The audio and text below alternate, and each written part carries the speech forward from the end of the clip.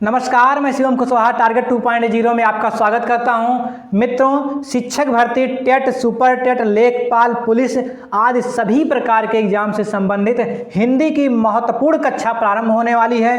मित्रों, आज की इस वीडियो में हम चर्चा करेंगे हिंदी व्याकरण को लेकर। दोस्तों, एक छोटा सा प्रश्न आप सभी के दिमाग में हमेशा बना रहता है कि वर्ण और अक्षर में वास्तव में क्या अंतर होता है। सवाल ये दोस्तों कि क्या वर्ण और अक्षर एक ही हैं? जी बिल्कुल नहीं, वर्ण और अक्षर में अंतर होता है। सामान्यतः आप ये जानते हैं कि वर्ण और अक्षर एक ही हैं, बट ऐसा बिल्कुल नहीं है। मित्रों, वर्ण और अक्षर में अंतर को जानने के लिए आप वीडियो को शुरू से लास्ट तक अवश्य देखें। वीडियो को स्किप कर आगे मत बढ़ें, जिससे कि फिर कभी भी किसी भी प्रकार का कन्फ्यूजन्स ना रह जाए। और दूसरी बात यह कि आज के इस वीडियो में आपको रिटन मैटर से ज़्यादा ओरल मैटर मिलेंगे, इसीलिए आपको चीज़ों को समझते हुए चलना है। तो बने रहिए आप हमारे साथ। व्याकरण शब्द की हम चर्चा कर रहे थे कि व्याकरण शब्द से जैसे आपको लगता होगा कि व्याकरण क्या है, इसके क्या कार्य हैं, इसका अनुशासन क्या है, इसके प्रमुख विभाग क्या हैं। तो जैसे आपका व्याकरण होता है, ठीक उसी प्रकार से आपका संविधान होता है। संविधान क्या करता है? मनुष्यों को अनुशासित करता है, समाज को संयमित करता है, समाज को अनुशासित करता है। ठीक ऐसे ही व्याकरण आपका भाषा को अनुशासित करता है, भाषा को संयमित करता है। तो आइए हम व्याकरण के प्रमुख विभागों की चर्चा करते हैं।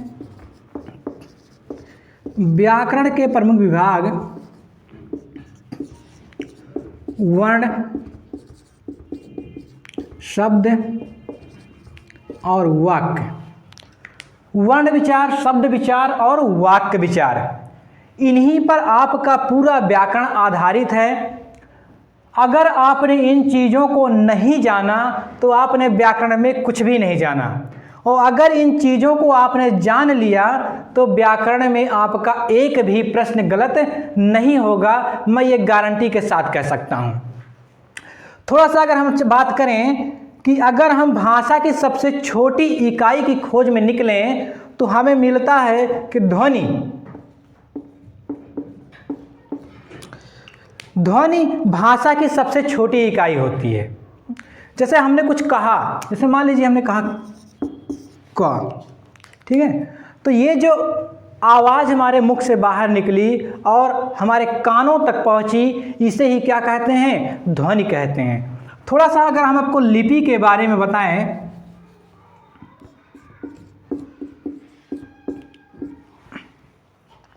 लिपि का मतलब सिंबल, सिंबल अर्थात प्रतीक। जैसे हमने कुछ कहा, मान लीजिए हमने कहा क, ठीक है, तो सबसे पहले हमने क्या किया? एक अंडा बनाया, उसमें एक लाठी लगाई, फिर उसी में एक बंदर की पूंछ लगा दिया। ठीक, तो ये जो स्ट्रक्चर आपके सामने है, ठीक है, ये जो हमने लिपिबद्ध किया है, इसी को क्या कहते हैं? वर्ण कहते हैं। ठीक, कहने का मतलब क्या हुआ कि ध्वनि के लिपि चिन्हों को क्या कहते हैं? वर्ण कहते हैं। ध्वनि के लिपि चिन्हों को क्या कहा जाता है? वर्ण कहा जाता है। आप जानते भी हैं कि ध्वनि के लिखित रूप को वर्ण कहते हैं। कहने का मतलब ये हुआ कि वर्ण आपका मौखिक भाषा के लिए प्रयोग होता है। किसके लिए? वर्ण मौखिक भाषा के लिए प्रयोग होता है, जबकि जो अक्षर है वो लिखित भाषा के लिए प्रयोग होता है। ठीक है, अगर हम आपको परिभाषित तौर पर बताना चाहें तो आइए हम देखते हैं कि वर्ण और अक्षर में क्या अंतर होता है। तो चीज़ों को बहुत ध्यान से समझिएगा आप। चलिए वर्ण की तरफ हम आपको ले चलते हैं। वर्ण कहा जाता है कि वह ध्वनियाँ जिनका हम खंड ना कर सकें, जिसे हम तोड़ ना सकें, क्या कहलाते हैं? वर्ण कहलाते हैं। जिसका हम खंड नहीं कर सकें, तोड़ ना सकें, क्या कहलाते हैं? वर्ण कहलाते हैं। जैसे हमने लिख दिया आ, क्या आप इसे तोड़ सकते हैं? इसका खंड कर सकते हैं? नहीं कर सकते हैं। हमने लिख दिया ई, क्या आप इसे तोड़ सकते हैं? खंड कर सकते हैं? नहीं कर सकते हैं। तो वह वर्ण, वह ध्वनियाँ जिनका हम खंड ना कर सकें, जिसे हम तोड़ ना सकें, वर्ण कहलाते हैं।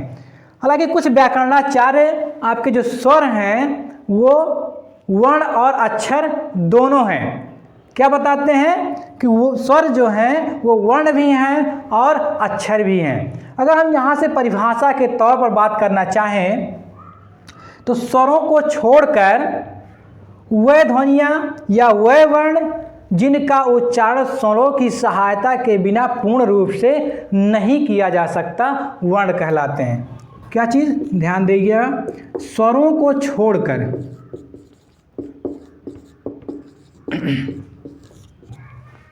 एक्सेप्शन, वह ध्वनियाँ या वह वर्ण जो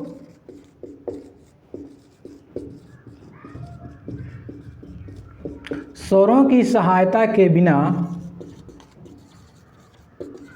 पूर्ण रूप से उच्चारित नहीं किए जा सकते, क्या कहलाते हैं? वर्ण कहलाते हैं। अब इस बात को ध्यान से समझिएगा, स्वरों की सहायता के बिना पूर्ण रूप से उच्चारित नहीं किए जा सकते हैं। जैसे हमने लिख दिया क नीचे हलंत, ठीक है, तो ये क्या है? आधा क अर्ध व्यंजन है। अगर आपको कहना हो का तो आप स्वतंत्र रूप से बोल जाते हैं, लेकिन इसे आप स्वतंत्र रूप से क तब तक नहीं बोल सकते हैं जब तक इसमें स्वर ना जुड़े। इसमें स्वर नहीं है, ये शुद्ध व्यंजन है, ठीक है। शुद्ध व्यंजन का मतलब इसमें स्वर नहीं होता है। तो जैसे क हो गया, ख हो गया, ठीक है, नीचे हलंत लगा है। तो ऐसे वर्ण जो स्वरों की सहायता के बिना पूर्ण रूप से उच्चारित ना हो, वर्ण कहलाते हैं। कहने का मतलब अगर हम वर्ण को देखना चाहें तो वर्ण को दो भागों में बांटकर देखा जा सकता है, स्वर और व्यंजन। स्वर के अंतर्गत आपको पता है स्वरों की संख्या 13 या 11। व्यंजन को अगर आप बात करें तो शुद्ध व्यंजन के जो रूप हैं क, ख, ग, ठीक है, नीचे हलंत लगा हुआ, तो ये शुद्ध व्यंजन के रूप हैं, इसमें स्वर नहीं है, ठीक। तो ये आपके वर्ण कहलाते हैं। आइए हम आपको अक्षर की तरफ ले चलते हैं। अक्षर, अ प्लस क्षर। क्षर का मतलब क्षरित होना, क्षरण होना, नाश होना, और आ जो है आपका विलोम के लिए लगा है, जिसका अर्थ नकारात्मक होता है। कहने का मतलब जिसका क्षरण ना हो वो क्या कहलाता है? अक्षर कहलाता है। सार्वभौम परिभाषा है, ना क्षरत इति अक्षरा, ठीक है। अभी आपने देखा कि वर्ण जो है शुद्ध रूप से व्यंजन के जो रूप हैं वो वर्ण के अंतर्गत आते हैं। अगर हम कहें क, जैसे आपने यहाँ देखा क के नीचे हलंत लगा हुआ है, अगर आपको क बोलना है तो इतने से काम नहीं चलेगा, इसमें आपको स्वर जोड़ना पड़ेगा। तो इसको अगर हम देखें क प्लस आ, ये दो बाणों से मिलकर बना हुआ एक अक्षर है। तो क क्या है? एक अक्षर है जो क और आ से मिलकर बना हुआ है। ये क्या है? ये आपका वर्ण है, और ये क्या है? अक्षर है, ठीक है। तो वर्ण और अक्षर, तो ये रहा आपके सामने वर्ण और अक्षर में अंतर। अगर अक्षर को आप देखना चाहें तो अक्षर को भी दो भागों में बांट कर देख सकते हैं। एक होता है बद्धाक्षर, दूसरा होता है मुक्ताक्षर। बद्धाक्षर हलंत युक्त होता है,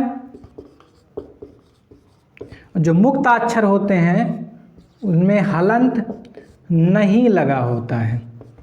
जैसे हमने कहा दिया जगत, थोड़ा सा ऊपर कोट कर रहे हैं, जैसे हमने लिख दिया जगत, हलंत लगा है, ठीक। इसकी अगर हम बात करें जगत, हलंत नहीं लगा है, ठीक। तो इस तरह से ये आपके सामने वर्ण और अक्षर में अंतर रहा। आपने देखा कि ध्वनि क्या है, वर्ण क्या है, अक्षर क्या है, व्याकरण के प्रमुख विभाग क्या क्या हैं, ठीक है। तो उम्मीद है कि आपको चीज़ें अच्छे से समझ में आ गई होंगी। अगर आपको वीडियो पसंद आई तो लाइक कमेंट जरूर करें और चैनल को सब्सक्राइब करें। धन्यवाद।